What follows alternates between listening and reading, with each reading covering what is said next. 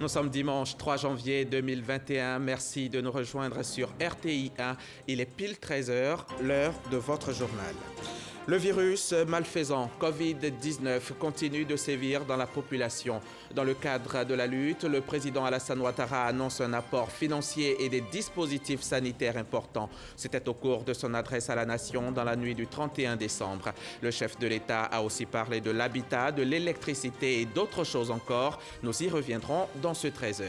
Dans ce 13h également, nous irons sur l'axe Abidjan-Adzopé où le poste à péage de Thomassé a été la cible d'une attaque dans la nuit du 31 décembre au 1er janvier 2021. Le directeur général du Fonds d'entretien routier et le commandant supérieur de la gendarmerie se sont rendus sur place pour constater les dégâts. Des djihadistes ont attaqué hier samedi 2 janvier les villages nigériens de Tchambangou et Zaroum Darey, non loin de la frontière malienne. Plusieurs dizaines de villageois ont été tués, 70 au moins. Ces deux villages se trouvent dans la même zone que la bourgade de Tongo Tongo, où il y a 3 ans, des soldats américains et nigériens ont été tués par des djihadistes. Des inventeurs, il y en a en Côte d'Ivoire. On a même des inventeurs de génie. Ils ont propulsé la Côte d'Ivoire dans le top 10 des pays africains. Pour être plus forts, ils se sont réunis au sein de la FEDINCI, la Fédération des inventeurs et innovateurs de Côte d'Ivoire. La fêtière regroupe non seulement les inventeurs et les innovateurs, mais aussi les créateurs, les chercheurs et les start-up du pays. Ils ont pu ensemble réaliser quelques avancées dans ce domaine stratégique, mais ils sollicitent encore l'État pour les aider à se surpasser et encore faire plus. Mais quel est l'apport des inventeurs dans l'économie ivoirienne? Voilà la principale question que nous poserons au président de la FEDINCI qui nous a fait le plaisir de nous rejoindre sur ce plateau. Cette question et bien d'autres encore, bien entendu. Bonjour Président. Bonjour. Monsieur Pierre Koulibaly, merci d'être venu sur notre plateau. Merci. Très belle année 2021. Merci. Je vous retrouve. Bonne année à tous. Merci beaucoup. Je vous retrouve dans une demi-heure pour le Dimanche Magazine. En attendant, il faut bien le dire, le coronavirus est encore parmi nous, plus présent que jamais. L'indiscipline des populations serait une des raisons de cette résurgence de la maladie. Le 31 décembre dernier, lors de son discours qui marquait le passage à la nouvelle année, le président Alassane Ouattara a insisté sur la résilience au plus haut sommet de l'État, et cela par un apport financier et des dispositifs sanitaires importants. Franck Quadio revient pour vous sur l'aspect social du discours du chef de l'État. Le chef de l'État, le président Alassane Ouattara, s'est adressé aux Ivoiriens au soir du 31 décembre 2020. L'impact de la Covid, mais aussi et surtout la résilience apportée par le gouvernement, un chapitre important de son discours. Cette pandémie a bouleversé nos vies. Beaucoup de nos concitoyens ont vu leur activité s'arrêter. D'autres se sont retrouvés en congé forcé, en chômage partiel. L'appareil productif de notre pays a connu un ralentissement avec une révision du taux de croissance du produit intérieur brut à environ 2% cette année 2020 contre environ 7,2% initialement prévu.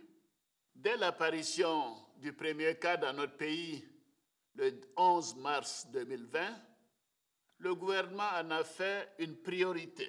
Le gouvernement a d'abord mis en place un plan de riposte sanitaire d'urgence d'une valeur de 95 milliards 880 millions de francs CFA.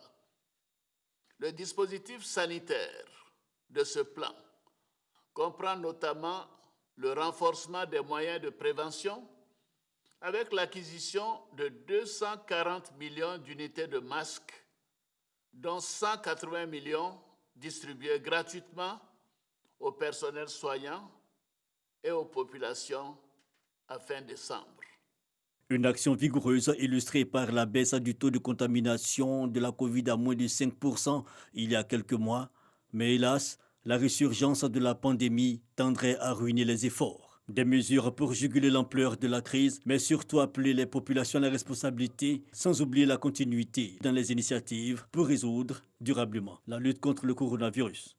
En effet, l'on note à travers le monde, notamment dans la sous-région, une recrudescence de la pandémie due à une deuxième vague de contamination depuis le début du mois de novembre 2020.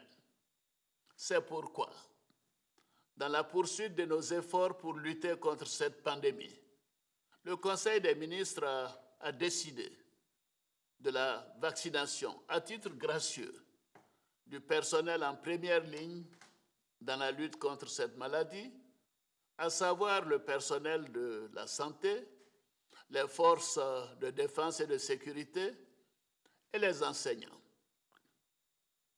Une deuxième vague de vaccination concernera les personnes âgées de plus de 50 ans, les personnes avec des pathologies chroniques et les voyageurs internationaux. Ce sont environ 5 millions de personnes, soit 20% de la population ivoirienne, qui sont ciblées par cette vaccination prévue pour débuter en avril 2021.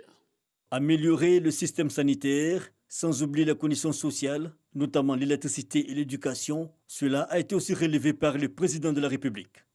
Une plus large proportion de la population bénéficie aujourd'hui de la couverture maladie universelle. En ce qui concerne l'électricité, la baisse du tarif social est une mesure concrète de lutte contre la cherté de la vie afin d'améliorer le pouvoir d'achat des Ivoiriens. C'est dans ce sens que j'ai pris la décision de la suppression des frais de cotisation des comités de gestion des établissements scolaires, c'est-à-dire le COGES. Le programme social du gouvernement a pu se poursuivre durant toute l'année 2021 avec en prime un accent particulier sur l'accroissement des potentialités et opportunités d'emploi et la formation des jeunes, un autre défi que le gouvernement ivoirien entend relever. Le coronavirus qui joue donc les prolongations, il faut à tout prix le vaincre et pour cela, les gestes barrières, c'est essentiel.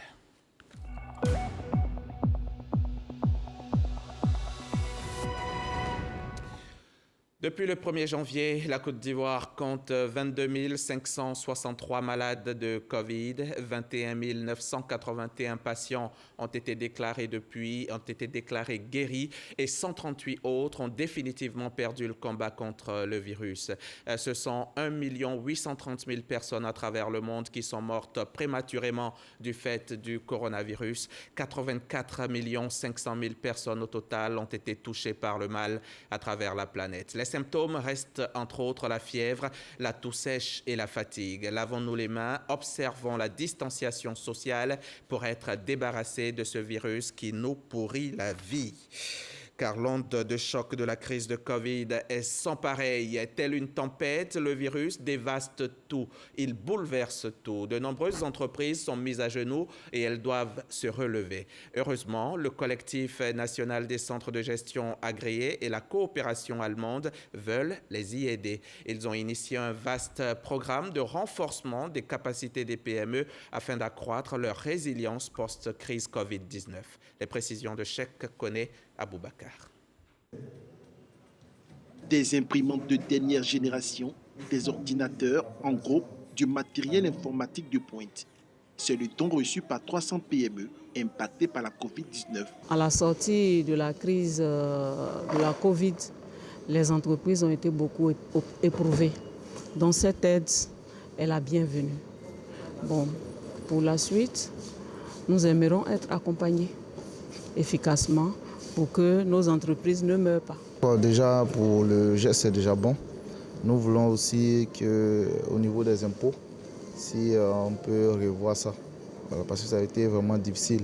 Avant de bénéficier de ce matériel qui s'inscrit dans la composante 3 du programme de renforcement des capacités des PME, pour accroître leur résilience post-crise Covid-19, ces entreprises, 300 au total, ont été formées sur la possibilité pour elles de réinventer leur modèle économique d'intervention dans un environnement impacté par cette pandémie. Vous le constaterez, la part prépondérante du matériel informatique dans les investissements, tous secteurs d'activité confondus, démontre déjà les changements d'habitude dans le mode de gestion des PME qui, face à l'accroissement de leur maturité numérique, par l'exercice des formations en ligne qu'elles ont suivies dans le cadre de ce projet, démontrent déjà leur volonté de relever les défis économiques et sociaux post-crise Covid-19.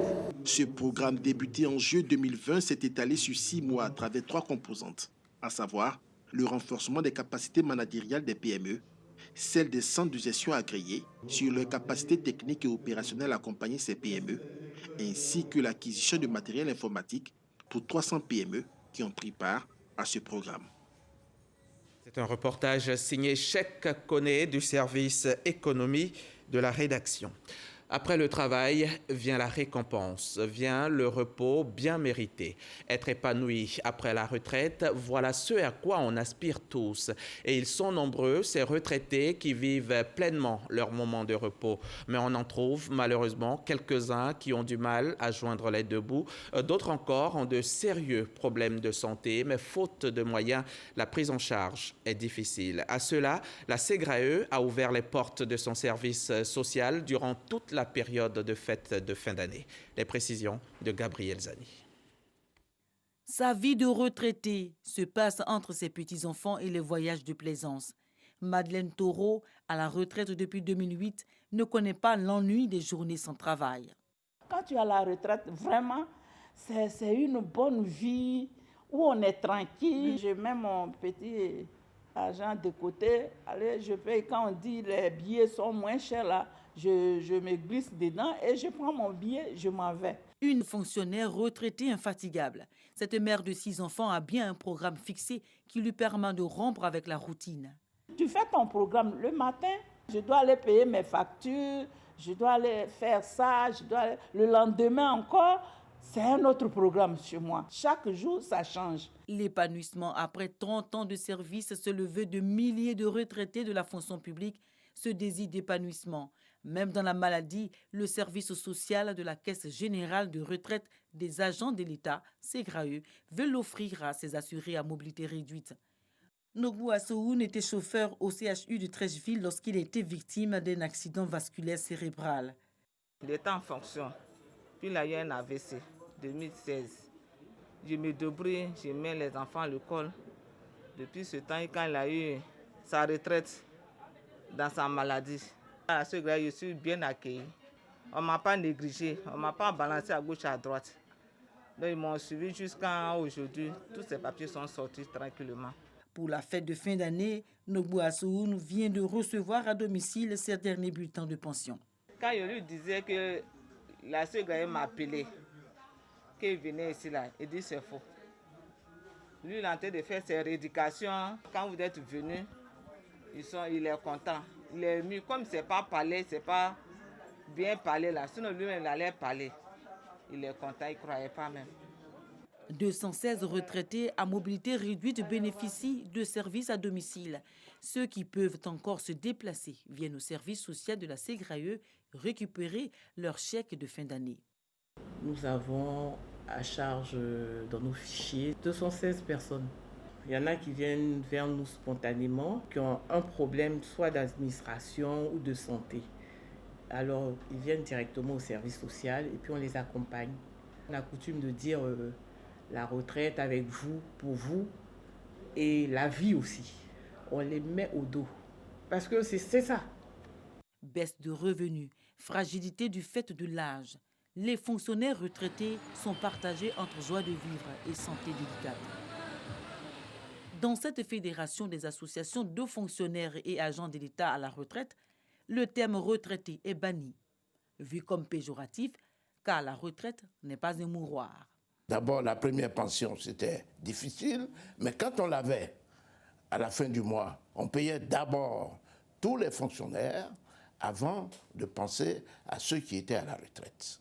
D'autres n'ont jamais eu cette pension avant d'être rappelés par le Seigneur. C'est un mauvais souvenir aujourd'hui. Le gouvernement, avec la SEGRAE et les séminaires de réforme, nous avons réussi à faire en sorte que les nouveaux fonctionnaires perçoivent leur pension vraiment à temps. Voyage d'agrément, défiscalisation des pensions, ancien député de la nation Mathurin Kofi Kwasi, est devenu aujourd'hui député de milliers de fonctionnaires retraités. Une cause portée aussi par ce préfet à la retraite, reconverti en enseignant à l'école normale supérieure. C'est vrai que je suis pensionné, mais je dis qu'avec mes activités, je peux m'en sortir. Mais je me dis, il faut faire du social, il faut apporter un plus aux uns aux autres. Narcisse Tanoué Ebroni, Geneviève Youl, mariée depuis 1981, enseignant et sage-femme à la retraite. Ils sont devenus tous deux agriculteurs. Nous, c'est café cacao. Initialement, c'est ce qu'on faisait. C'est ce que papa me m'a fait de son vivant. Et puis, à la faveur de l'EVA, on a enlevé les vieux caféiers et puis on les a remplacés par l'EVA. Nous avons les petits-enfants, c'est ceux-là même que nous gérons actuellement. On a même fait le baptême d'un petit-fils aussi et d'une petite fille. C'était la belle vie et c'est la belle vie même jusqu'à aujourd'hui. Un couple de fonctionnaires retraités qui s'épanouit entre les plantations et leurs petits-enfants, qu'ils ont retrouvés sans nul doute à la Saint-Sylvestre. Les fonctionnaires retraités entre joie de vivre et santé fragile en fin d'année. C'est un document signé Gabriel Zani, document à revoir à souhait sur toutes nos plateformes digitales. C'est un acte que nous croyions derrière nous en 2020. Mais que non. Le 1er janvier dernier, au petit matin, le poste à péage de Thomasé a été la cible d'attaques causant d'importants dégâts matériels. Le directeur général du FER, le fonds d'entretien routier et le commandant supérieur de la gendarmerie sont tout de suite allés se rendre compte de ces dégâts. Mamadou Kwasi y était également. Son reportage.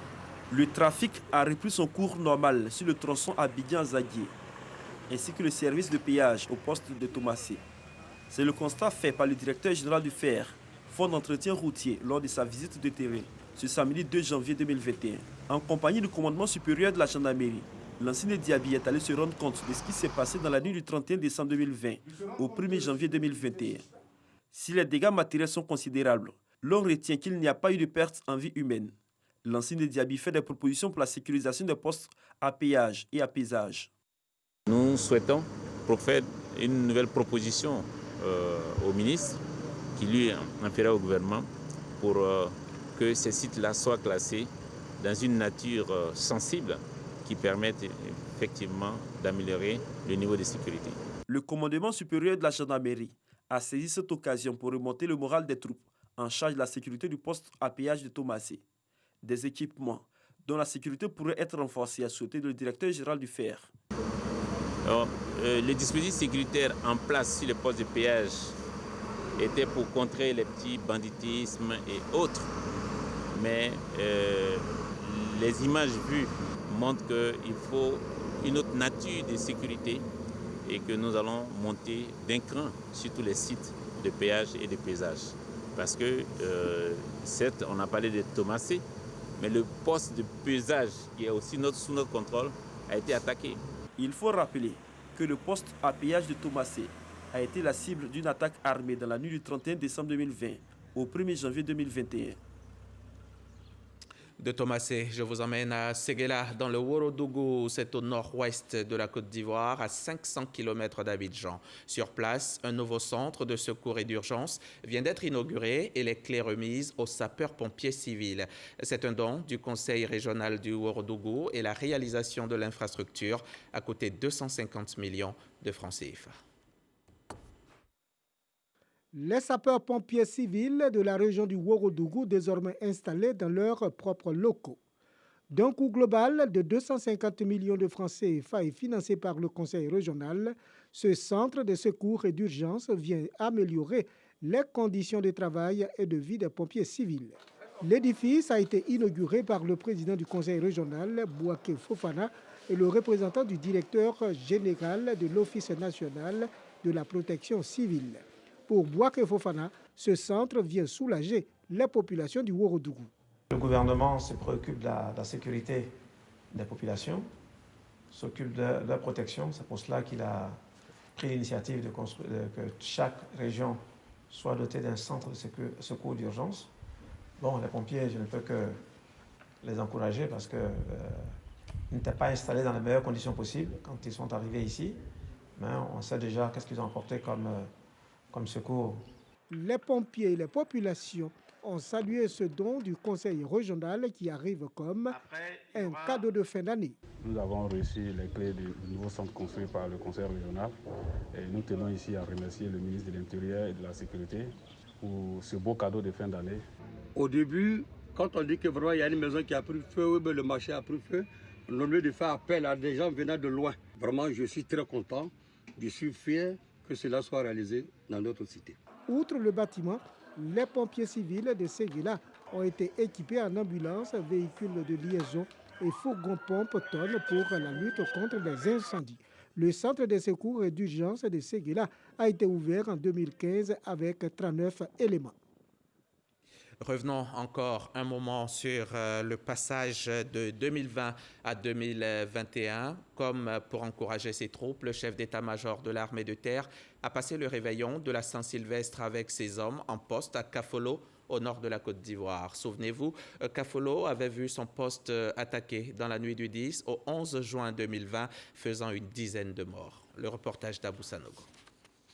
Nous sommes à Kafolo, au nord de la Côte d'Ivoire. Plus précisément sur le nord du parc de la Comoï. Il y a 6 mois, périssaient dans ce village 13 militaires ivoiriens et un gendarme. Ils sont tombés les armes à la main dans la nuit du mercredi 10 au jeudi 11 juin 2020 lors d'une attaque de leur position. Et c'est pourquoi, dès l'arrivée du chef d'état-major de l'armée de terre, le général de brigade Dem Ali Justin, une minute de silence était observée à la mémoire de ceux-ci, suivi des civilités avec la population de Kafolo. On a besoin de vous nous aider à vous sécuriser. Merci pour la collaboration. Et on souhaite évidemment que ça continue.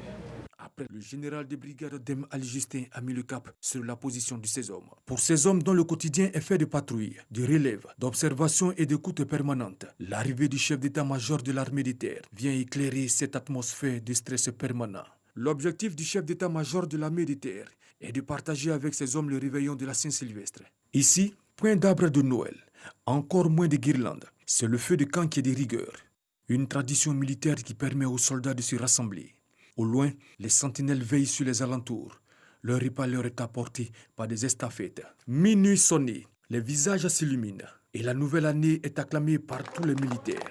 Le représentant du chef d'état-major général des armées fait le tour de chacune des positions pour saluer chaque homme.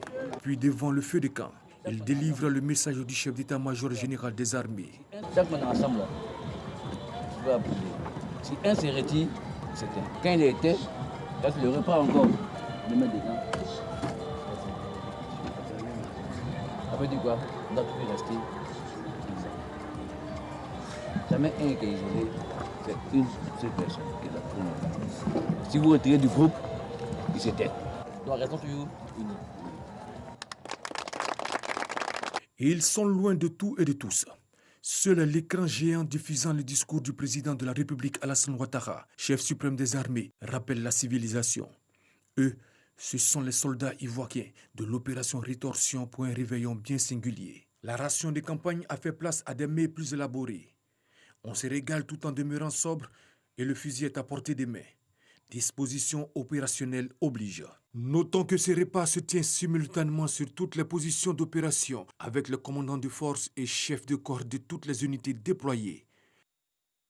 Pendant ce temps, à la basilique Notre-Dame de la Paix et les autres églises de Yamoussoukro, les fidèles chrétiens confiaient la nouvelle année à Dieu. Une année qu'ils souhaitent paisible, sans attaque, où le pardon et la réconciliation seront les maîtres mots. Le compte-rendu de Charles Tatou de RTI Boaké.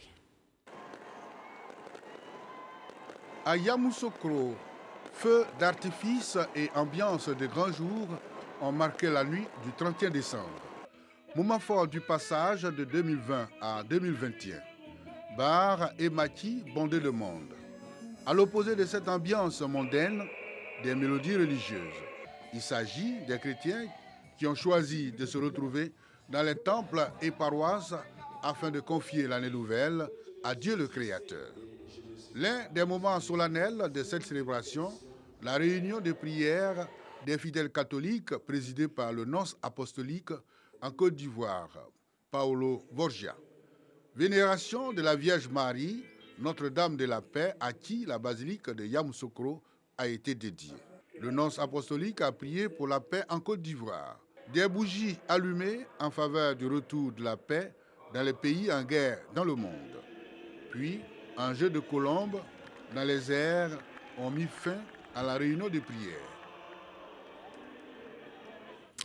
C'était trop beau pour être vrai. Un début d'année tranquille, sans incident, sans incendie, mais la réalité nous a bien vite rattrapés. C'est à Dimbokro cette fois, au centre de la Côte d'Ivoire. Une boulangerie et plusieurs entrepôts ont été emportés par les flammes. Même s'il n'y a pas eu de pertes en vie humaine, les dégâts matériels sont importants et s'évaluent à plusieurs dizaines de millions de pertes, de millions de francs CFA de pertes. Les précisions de Mamadou Kwasi. Scène de désolation dans cette boulangerie située au quartier commerce de Dimbokro. Tout le matériel utilisé dans la fabrication du pain et de la pâtisserie a été ravagé par d'importantes flammes. Un feu qui s'est déclenché aux environs de 14 heures dans la journée du 1er janvier 2021. Les gens étaient là, on a essayé de faire ce qu'on pouvait mieux avant que les sapeurs-pompiers n'arrivent. Mais désolé, on n'a pas pu sauver quelque chose. Le pétrin, le four, la façonneuse, ça va vous déjà moins de 15 millions.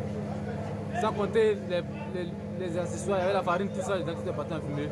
C'est pas facile.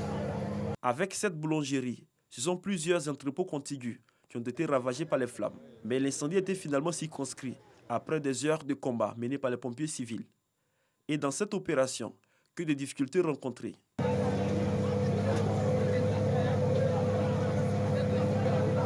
Notre principale difficulté, c'est l'approvisionnement en eau. Parce qu'on n'a pas de poteau d'incendie à bord, sauf au centre de secours d'urgence. Donc aller ravitailler en eau, revenir, repartir, le feu répond depuis belle. Notre camion, c'était prend 6 000 litres d'eau. Mais 6 000 litres d'eau avec un débit de 500, ça fait 5 à 10 minutes. Il faut à tout moment aller recharger. Nous souhaitons qu'il y ait des poteaux d'incendie dans la commune, dans les localités pour nous faciliter l'extinction des différents feux. En moins de 2 ans, c'est le 3e incendie qu'enregistre la ville de Dimbokro et le dernier remonte à mai 2020. On va essuyer nos larmes. Heureusement qu'il n'y a pas que les incendies dans la vie. Nous entrons à présent dans le temps additionnel de ce journal. C'est 15 minutes, un quart d'heure consacré au magazine du dimanche. Notre invité nous a rejoint, c'est le président des inventeurs de Côte d'Ivoire. Vous vous doutez bien qu'avec lui, nous allons parler invention, innovation, création, mais aussi valorisation. Monsieur Koulibaly, on va d'abord suivre cet élément vidéo, puis on revient pour l'entretien. Les experts sont unanimes. L'invention et l'innovation sont des expressions du génie humain sur lequel tous les pays, notamment la Côte d'Ivoire, doivent chercher à s'appuyer pour se développer. Un pays doit avoir confiance en lui-même. Et sa confiance vient justement de son génie. Et il faut qu'on reconnaisse un tel qui a tel. Et il y en a beaucoup. Maintenant qu'ils sont formés, il faut les utiliser. Il faut qu'ils soient acteurs du développement. À charge de chaque pays de créer les conditions de l'éclosion d'inventeurs et d'innovateurs capable de satisfaire les besoins de son développement. Vous savez, vous pouvez parler, vous pouvez avoir des idées, mais celui qui matérialise, c'est l'ingénieur. Si l'ingénieur ne peut pas marcher, vous resterez au mot. Et finalement, en Occident, on croit que nous ne sommes que des parleurs. Voilà pourquoi, et ça, c'est très vexant. Se pose alors la question de l'encadrement et du financement des inventeurs et des innovateurs et celle de la valorisation de leurs inventions. Monsieur Pierre Djibril Koulibaly, qu'est-ce qu'un inventeur? Qu'est-ce qu'un innovateur aussi? Bon, un inventeur, c'est quelqu'un qui a obtenu un brevet d'invention pour une nouvelle technique, pour un nouveau procédé, pour une nouvelle connaissance. Mais ce brevet d'invention est obtenu à partir d'organismes qui sont donc bien désignés pour attribuer un brevet d'invention et qui donne le caractère d'invention. Notamment l'OAPI. L'OAPI, chez nous, nous avons l'OMP, Organisation mondiale de la propriété intellectuelle, etc. D'accord. Et l'innovateur, qui c'est? L'innovateur, c'est celui qui ajoute toujours une touche particulière à sa création, mais qui n'est pas forcément du niveau d'invention. Donc, tout changement, par exemple, les pneus, vous voyez, les pneus sont pratiquement tous noirs, de couleur noire. Si quelqu'un crée des pneus de couleur En fonction de la technique, de la méthode qu'il a utilisée, on dirait qu'il a innové pour faire des pneus de couleur. Donc, c'est ça qui est la différence entre invention et innovation. Et innovation. Et la FEDINCI a été créée, c'est quoi son objectif? La Fédération des inventions innovateurs de Côte d'Ivoire est la fêtière qui regroupe l'ensemble de tous ceux qui ont des brevets d'invention, qui ont également des titres de propriété intellectuelle, pas forcément des brevets, mais ça peut être d'autres titres de propriété intellectuelle qui caractérisent l'innovation. Et tous ceux-là sont regroupés pour parler d'une seule voix concernant donc les inventions et les innovations. Je suis très heureux d'être là parce que la RTI nous a beaucoup soutenus dans notre marche. Donc je dis merci donc, à la RTI, encore merci. Je voulais aussi également faire allégeance, n'est-ce pas, au ministère de l'Industrie, notre ministère du tutelle. Qui vous soutient également. Qui nous soutient également au ministère de la Recherche scientifique, qui participe à la formation des futurs créateurs. Et aujourd'hui, la Côte d'Ivoire regorge de centaines de... On a à peu près 250 inventeurs. Je voulais parler des brevets. Vous en avez 300 brevets. Est-ce à dire que la Côte d'Ivoire est un creuset de gens intelligents, vraiment de génies, ou alors 300 par rapport à ce que représente la population de la Côte d'Ivoire, c'est pas beaucoup? Non, je dirais simplement qu'avec ça, on peut dire clairement que la Côte d'Ivoire est un pays d'invention. C'est une bonne nouvelle et en ce début d'année, nous pouvons être fiers du génie créateur de l'Ivoirien.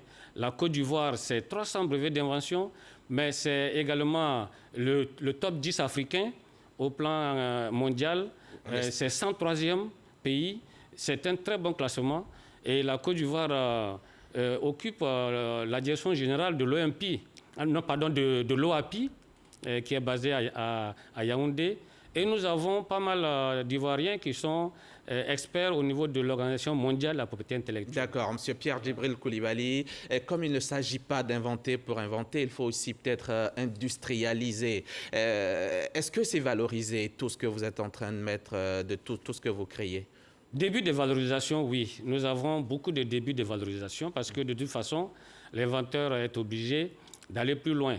Un brevet, ça se valorise, mais on passe évidemment par un prototype.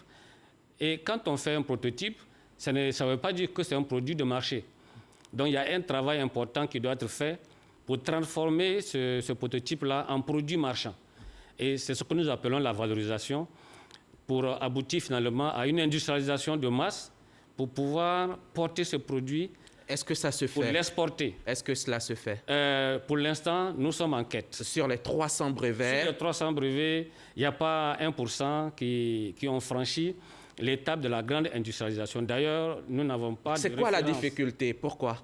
La difficulté, c'est que c'est cher, c'est coûteux, et nous n'avons pas de structure forte qui soutiennent véritablement... Mais vous avez cité tout à l'heure des ministères qui vous soutiennent. Oui, le ministère du pétrole, tout récemment, a lancé le prix de l'innovation dans le domaine de l'énergie et des hydrocarbures. Il y a eu 2 gagnants qui ont eu 10 millions. Ce qui est intéressant au ministère du pétrole, c'est qu'ils ont décidé d'accompagner, et c'est ce que nous demandons aux différents organisateurs de prix dans le domaine de l'invention et de l'innovation. Il faut non pas donner 5 ou 10 millions, mais il faut plutôt aider l'inventeur à porter son produit sur le marché. Donc faire de l'industrialisation. C'est ce qui nous préoccupe le plus. Il se trouve que, heureusement, les inventeurs et innovateurs sont organisés en Côte d'Ivoire depuis plus de 6 ans. Nous sommes organisés en fêtière, en fédération, et cette organisation fait que c'est plus facile de travailler avec les inventeurs et innovateurs de Côte d'Ivoire. Vous êtes organisé depuis 6 ans, mais n'empêche qu'il n'y a toujours pas 1% de produits qui a été valorisé, M. Pierre Djibril. Il existe bien un guichet unique en Côte d'Ivoire, un guichet unique de l'invention. C'est quoi son rôle? Il existe un guichet unique d'abord pour la demande de brevets. L'OIP qui transmet la demande à l'OAPI. Exactement, et donc qui ne fait pas seulement que transmettre, mais qui soutient qui techniquement et également financièrement, qui fait la demande de subventions auprès de l'État Parce qu'en Côte d'Ivoire, les brevets d'invention sont subventionnés à 22 500 qu'on paye sur près de 500 000. Donc c'est une bonne subvention de l'État de Côte d'Ivoire au niveau de la demande. Et il faut féliciter l'OIP qui fait 20 à 25 nouvelles demandes chaque année. D'accord, c'est-à-dire 20 à 25 nouvelles inventions chaque année. Absolument. L'OIP qui n'est donc pas un guichet unique de valorisation. Hein. Il n'y a pas encore de guichet unique de valorisation. Nous l'avons demandé pendant des années de la part de l'État. Nous ne l'avons pas encore obtenu. Il y a des initiatives importantes que nous devons quand même mentionner, que je dois mentionner ici et maintenant. C'est de la part du district d'Abidjan qui, en 2019, a mis en place le prix Alassane Ouattara du jeune inventeur. Prix Alassane Ouattara du jeune inventeur avec 35 millions d'entrées, mais avec la promesse que c'est un prix qui va connaître, n'est-ce pas, une amélioration année après année. Oui. Nous avons également, j'ai cité tout à l'heure le prix du ministère du pétrole. Tout à fait. Voilà, nous avons des soutiens qui nous viennent d'institutions. Mais que vous ne trouvez pas suffisant parce que vos produits ne sont pas valorisés. Voilà. Pourtant, le gouvernement ne cesse de parler d'industrialisation dans ses plans. Vous n'êtes pas impliqué, vous? Il faut dire que tant qu'on n'a pas dit invention, nous, on se sent encore un peu délaissés. Parce que le mot invention sort difficilement de la bouche de ceux qui interviennent. Il faut qu'on parle d'invention en Côte d'Ivoire, et je le dis. Et non d'industrialisation. La Côte d'Ivoire est un pays d'invention. Donc il faut inventer. L'invention nous oblige à aller à l'industrialisation. D'accord. Nous ne pouvons pas dire que nous exploitons nos inventions sans les industrialiser. Ce n'est pas possible. Et dire que 70% des produits qui proviennent des inventions brevetées reviennent au pays inventeur. Au pays inventeur. Et donc avoir des produits qui viennent de nos propres inventions rapportent de la richesse. Effectivement, à plus de richesse. Pour le pays. À notre pays. Voilà. Pendant que je travaillais mon sujet, j'ai découvert un produit, le cacao nat. Oui, le cao nat. Le cao nat. C'est une sorte de thé, thé de cacao, absolument, mais qui n'est nulle part, qui n'est pas vulgarisé, qui pourtant pourrait produire de la richesse. Qu'est-ce que c'est?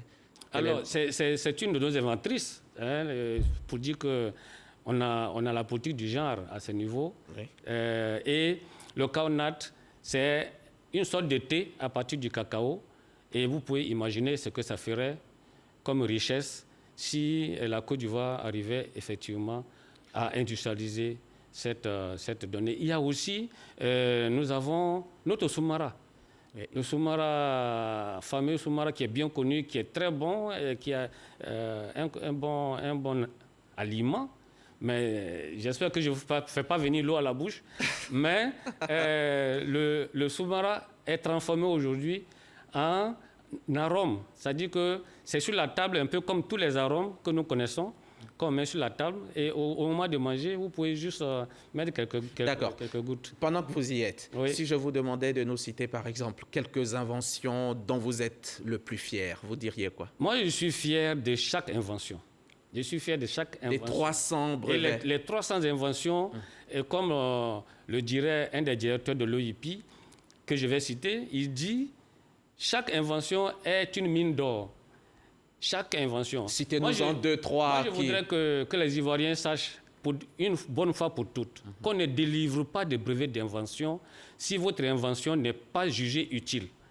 Donc, chaque brevet d'invention a été jugé d'abord utile avant qu'on ne délivre le brevet. Je peux citer, tout récemment, nous avons un de nos camarades qui vient d'arriver de Brazzaville, où il est parti représenter la Côte d'Ivoire au salon de l'OAPI. Il est parti avec le scanner psychosomatique. Un scanner qui est né du génie ivoirien et qui permet de restaurer l'ensemble des organes. Ce n'est pas seulement de regarder qu'est-ce qui marche, qu'est-ce qui ne marche pas. Non, c'est de restaurer l'ensemble des organes avec le docteur Nchou. Et ça, c'est une des fiertés de la Côte d'Ivoire. Vous pensez que vous vous sentez orphelin? Vous pensez que vous ne méritez pas, vous ne bénéficiez pas véritablement du soutien de l'État? Depuis que le gouverneur du district, Begrimambé, nous a annoncé le prix Alassane Ouattara du jeune inventeur. Vous n'êtes plus orphelin. Depuis qu'il a accepté d'être le parrain du Salon international des inventions Abidjan Innova, oui, nous avons le Salon international des inventions Abidjan Innova, le plus grand salon des inventions jamais organisé sur terre africaine. Et nous l'avons obtenu à partir du Salon Bruxelles Innova en Belgique. Donc la Côte d'Ivoire peut être fière, effectivement, de ses inventeurs, mais également nous apprécions les différents soutiens que nous avons ici et là. Et en attendant que les soutiens soient un peu plus nombreux, vous avez créé l'Aginov, votre agence, vu que l'État n'a pas mis en place une structure pour valoriser vos produits. Vous-même, vous vous êtes un petit peu substitué à l'État. Vous avez compris. Nous avons donc, avec le soutien quand même de l'ASCAD, la grande organisation, les grands... bon, on connaît l'ASCAD et l'Académie. Bien sûr. Voilà. Mais ils nous ont soutenus, ils nous ont poussés, ils nous ont aidés.